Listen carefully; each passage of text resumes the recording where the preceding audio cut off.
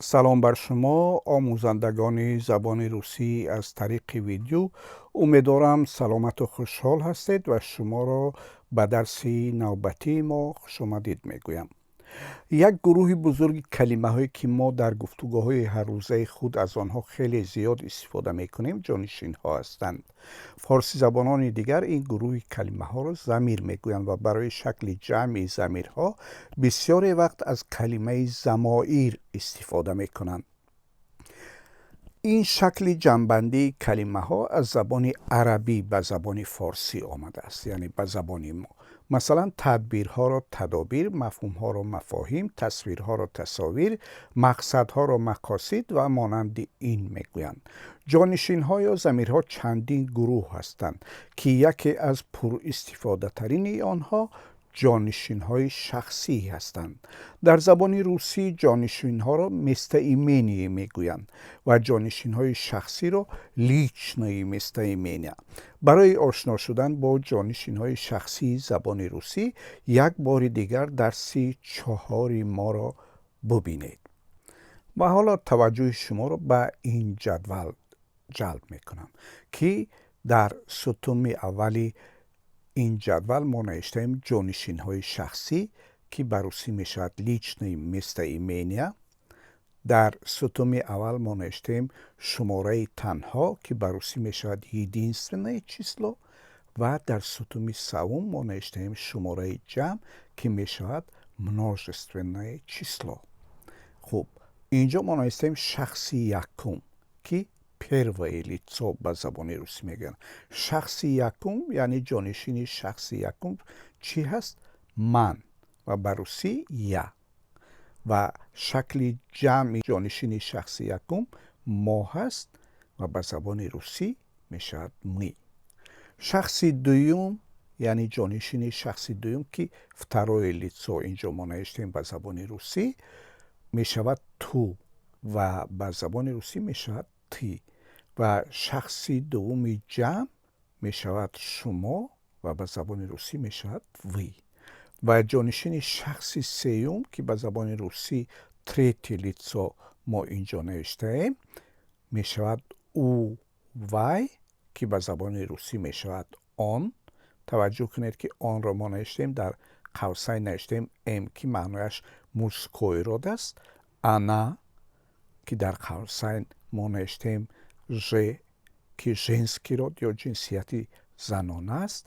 ва ано, ки мо дар қавсайн навиштем ср ба маънои средний род ё ҷинсияти хунсо аст. яъне ҷонишини шахси сеюми танҳо бо тафовут аз ҷонишинҳои шахси якум ва шахси дуюм чӣ дорад? дар забони русӣ ҷинсият дорад. ҷинсияти мардона ё мужской род, ки мешавад он, ҷинсияти занона ё женский род, ки мешавад она, ва ҷинсияти хунсо ё средний род, ки мешавад ано. ва ҷонишини шахси сеюми ҷамъ барои ҳамаи инҳо, барои ҳамаи ин ҷинсиятҳо ҳамун як хел аст. мо онро ба тоҷикӣ онҳо мегӯем ва ба забони русӣ они мегӯем. яъне они ҳам барои ҷинсияти мардона аст, ҳам барои ҷинсияти занона аст ва ҳам барои ҷинсияти хунсо.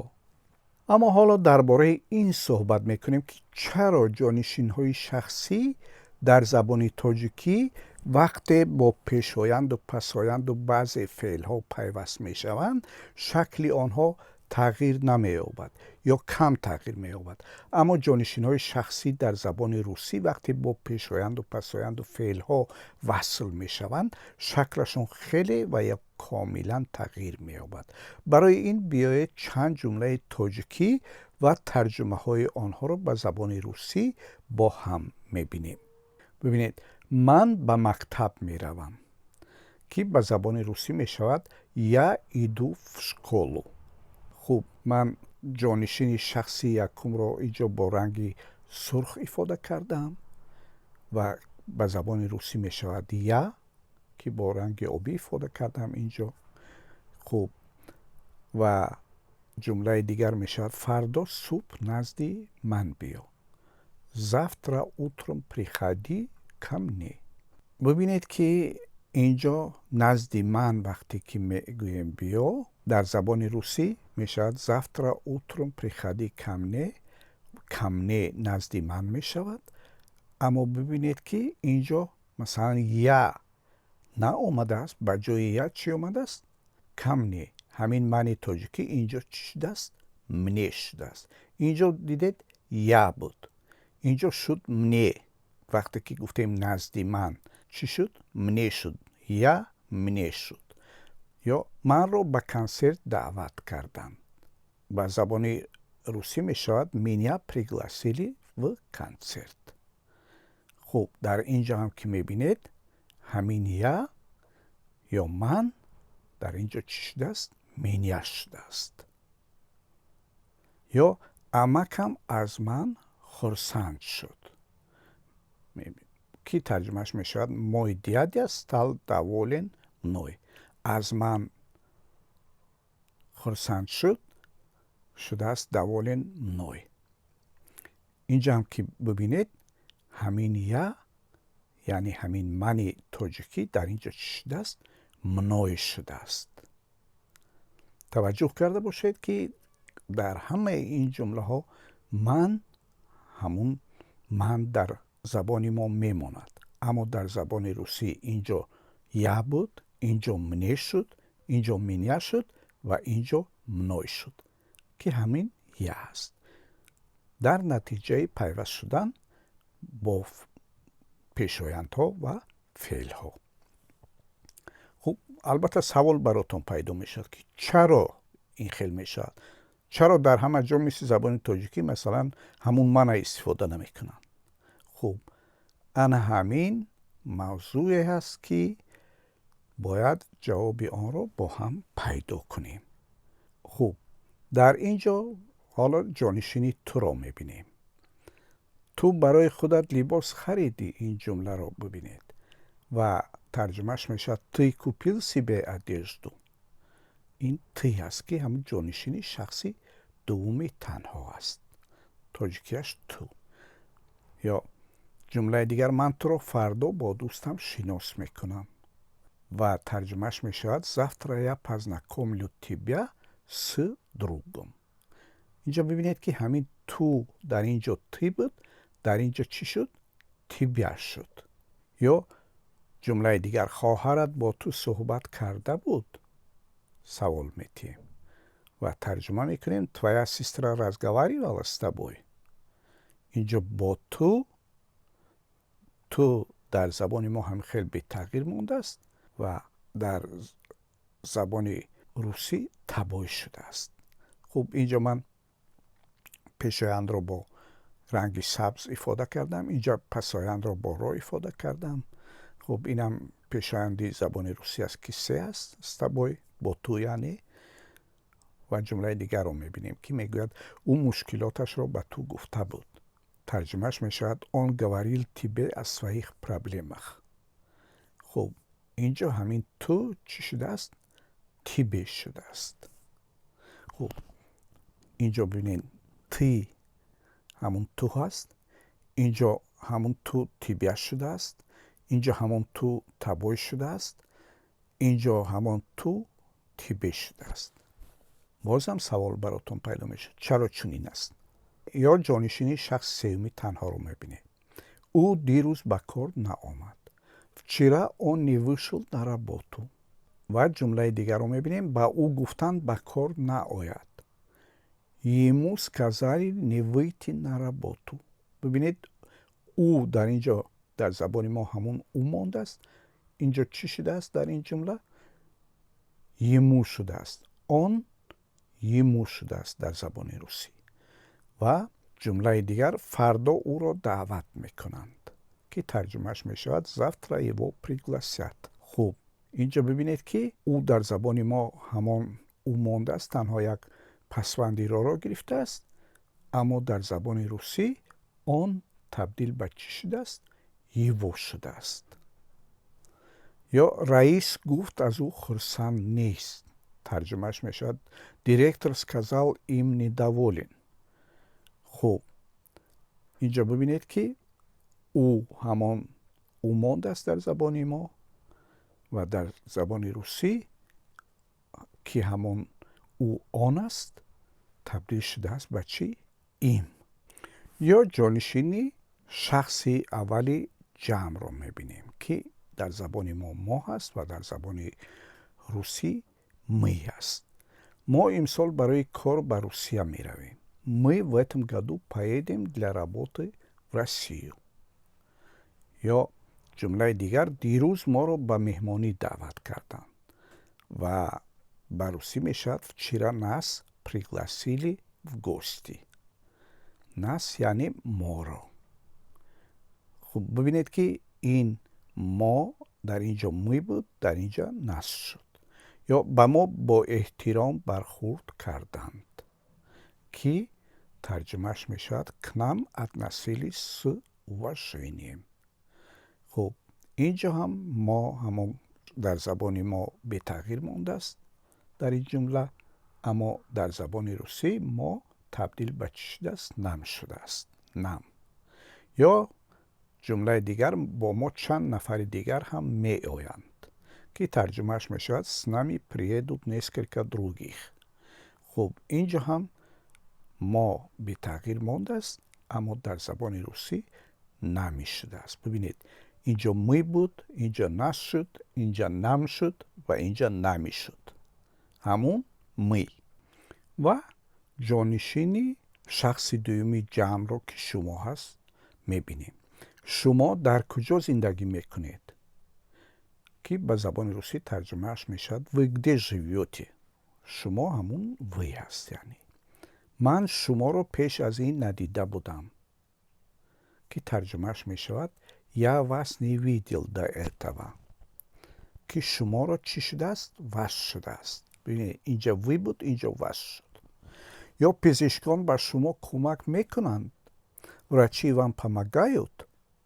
اینجا همین شما تبدیل به چی شده است؟ وم شده است.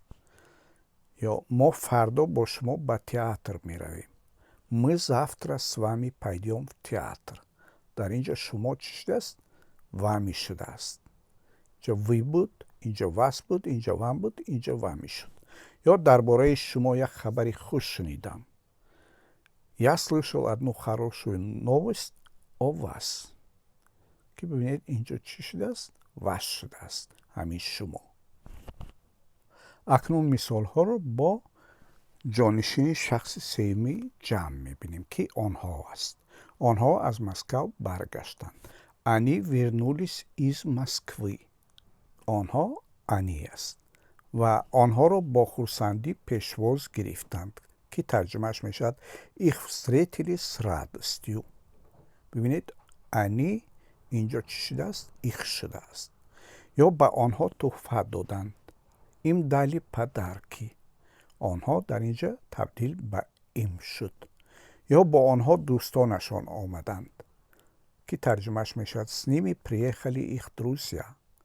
اینجا با آنها с ними شده است. این انی نیمی شده است در اینجا. یا روزنامه ها درباره آنها نوشته بودند که ترجمهش میشد گازت پیسالی انیخ. درباره آنها آنیخ میشد. آنها در همه این جمله های تاجیکی همون آنها مانده است، اما در این جمله روسی آنها چی؟ که انی بود نیخ شده است. ببینید انی، ایخ، ایم، نیمی، نیخ چند شکل گرفته است انی، وابسته به اینکه با کدام کلمه ها پیوست می شود، با کدام فعل و با کدام پیشایند. شما اکنون شاید سوال کنید که چرا شکل این جانشین های شخصی زبان روسی کاملا تغییر می یابند. سبب کاملا تغییر یافتن آنها این است که آنها نیز مثل اسمها که در درس‌های دیگر ما دیده بودیم در حالت‌های و پدیش‌های گوناگون شکلی گوناگون دارند. ما در همه این جمله ها که دیدیم همه این جانشین های شخصی زبان روسی شکل های مختلف را میگیرند. سببش این است که در شکل های پدیجی گوناگون میآیند. وابسته به پدیش شکلشان چی؟ کاملا تغییر می‌یابد. حالا شکل‌های این لیچنی مستعمینی ها را در پدیش‌های گوناگون در یک جدول با هم می‌بینیم. خب در این جدول مثلا اینجا من نوشتم حالت‌ها یعنی پدیجی به زبان روسی و در اینجا نوشتم جانشین‌های شخصی که به روسی لیچنی مستعمینی می‌شود. اینجا شخصی یکم، اینجا شخصی دوم برایتون من گذاشتم و در اینجا پدیج‌ها رو من آوردم. مثلا ایمنیتلنی پدیج که سوال‌هایش چی می‌شود؟ کتو و شتو. یا شخصی یکم میشد و تی شخصی دوم. ردیتلنی پدیج که سوال‌هایش کاو و چیو میشود و همون جانشین شخصی یکم در ردیتلنی پدیج چی میشد؟ مینیا یعنی مرو. دعوت کردن کی رو؟ دعوت کردن مرو. مینیا میشود به زبانی روسی. یا пригласить کاو. пригласить меня یعنی دعوت کردن کی رو؟ دعوت کردن مرا. و جانشین شخصی دوم که تی هست در ردیتلنی پدیج میشود تیبیا. تو رو دعوت کردن пригласить тебя یعنی دعوت کردن تو رو. یا داتلنی پدیج که سوالهایش چی است؟ کمو چیمو. خوب جانشین شخصی یکم یا که همین یا در داتلنی پدیج میشود منی که معنایش به من. مثلا сказать کمو، сказать منی یعنی گفتن به کی؟ گفتن به من. یا сказать کمو، сказать тебе یعنی به تو. اینجا من آوردم در داتلنی یعنی این تی در داتلنی پدیج تیبی می شود. در ردیتلنی پدیج تیبیا می شود. یا در وینیتلنی پدیج که سوالهایش کاو شتو هست ویدید کاو ویدید مینیا مثل ردیتلنی پدیج می شود. یعنی کی رو دیدن؟ مرا دیدن. یا کی رو دیدن؟ تو رو دیدن. که تیبیا می شود. شخص دومی تنها که تی است تیبیا می شود. یا тварительный падеж که سوالهایش کم چم که یا در тварительный падеж мною می شود. با من یا که از من. مثلا доволен کم доволен мною. خوش بودن از کی یا که خوش است او از کی؟ از من. یا доволен کم доволен тобой یعنی خوش است با تو یا که از تو. تی در тварительный падеж тобой می شود. یا предложный падеж که سوالش اکم اچم می شود یعنی درباره کی و درباره چی. و در тварительный падеж همون یا منی می شود یعنی ابا منی درباره من. و تو در тварительный падеж می شود тебе اتیبه یعنی درباره تو. اما شکل پدیجی جانشین های شخصی سیومی جنسیت مردانه و جنسیت خونسا در این پدیج ها به هم مانند هستند. از شخصی سیومی جنسیت زنانه فرق میکنند.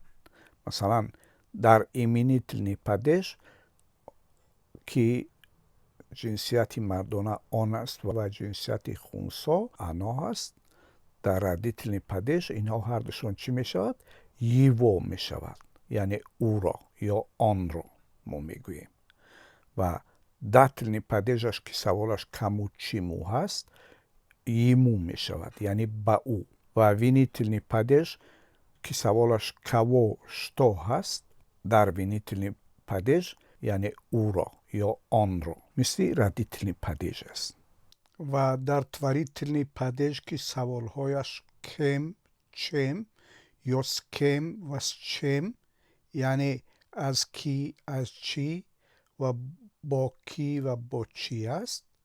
جانشین شخصی سیومی تنهای جنسیت مردانه و جنسیت خونسا این می شود یعنی با او یا که از او یا که با آن یا که از آن. Tvaritelni падежашки саволаш кем чем аст. яъне даволин кем, даволин им. яъне хуш аз ки аст? хуш аз ӯ аст. им мешавад. ва дар предложный падеж ки саволҳояш аком ва ачом аст, яъне дар бораи кӣ ва дар бораи чӣ аст, ҷонишини шахси сеюми танҳои ҷинсияти хунсо ва мардона мешавад нём. яъне о нём дар бораи ӯ. яъне масалан гуфтан дар бораи кӣ? гуфтан дар бораи ӯ. гаварид о ком? гаварид о нём. ва дар ин сутун шаклҳои падежӣ ҷонишини шахси сеюми танҳои ҷинсияти занона ки ана ҳаст оварда шуданд. ана дар родительни падеж мешавад ее, яъне ӯро. масалан пригласид каво? пригласид ее. яъне даъват кардан киро? даъват кардан ӯро. ё дар дательни падеж ки саволаш каму чиму ҳаст, яъне гуфтан ба кӣ? гуфтан ба ӯ, ба русӣ мешавад сказать ей. яъне ҳамин ана дар дательни падеж мешавад ей. ё дар винительни падеж ҳамин ана мешавад ее, яъне ӯро. видид каво? видид ее. яъне ин саволи чи аст? винительни падеж аст каво. ва ин ҷонишини ана дар творительни падеж ки саволаш кем чем аст мешавад ей ё аз ӯ. быть доволен ей. яъне аз ӯ чӣ хуш будан. ва дар предложный падеж ки саволаш о ком о чом аст, ана мешавад чӣ? ней. о ней. яъне дар бораи ӯ. хуб дӯстони гиромӣ, чизе ки ман аз шумо хоҳиш кардани ҳастам ин аст ки ин ҷадвалро лутфан аз ёд кунед, дар хотиратон бигиред, дар ҳофизаатон бигиред. мавзӯи дигаре ки бояд дар ёд бигирем ин аст ки ҳангоми истифода бо пешрӯянд ҷонишинҳои шахсии иво, иё, иму, ей, ею, их, им, ими ки дар падежҳои мухталиф истифода мешаванд, дар аввалашон як ҳарфи чӣ мегиранд? н мегиранд. яъне мешаванд ниво, ниё, ниму, ней, нею, них, ним ва ними. масалан сним ки бо ӯ ҳаст, кней ки маънояш ба тарафи ӯ ҳаст, ё униво ки дар ӯ ҳаст маънояш ва ғайра. шояд бипурсед ки чӣ гуна метавонем бифаҳмем ки кадом пешояндро ин ҷонишинҳо мегиранд. ин вобаста ба ин аст ки ҷонишинҳо дар ҷумла бо кадом феъл пайваст мешаванд. мисли забони худамон. масалан дар забони худамон феъли гуфтанро ки дар ёдамон овардем, ҳамоно дар зеҳнамон пешоянди чӣ пайдо мешавад? ба пайдо мешавад. яъне гуфтан ба касе. ё феъли пурсидан дар зеҳнамон зуд пешоянди азро меорад. яъне пурсидан аз касе. дар забони русӣ ҳам масалан феъли сказать ба ёдамон зуд гуфтан ба киро, сказать камуро ба вуҷуд меорад. масалан сказать ему, яъне ба ӯ гуфтан. ё спросить у кого, пурсидан аз кӣ. ё спросить у него, яъне пурсидан аз ӯ. хуб дӯстон, ҳамин буд дарси навбатии мо. умедвор ҳастам ки ин дарс хушатон омада бошад. اگر خوشتان آمده باشد در زیر آن لایک یا پسند را فشار بدهید و همچنین به کانال ما اگر خوشتان آمده باشد در سایه ما می توانید عضو بشوید، یعنی امضا کنید این کانال ما را و پیوند آن یا لینک آن را به دوستانتان بفرستید، یعنی لینک آن را هم رسانی کنید تا اینکه افراد نیازمند اگر ضرور بدانند از این درس ها استفاده کنند. موفق باشید و در پناه خداوند باشید.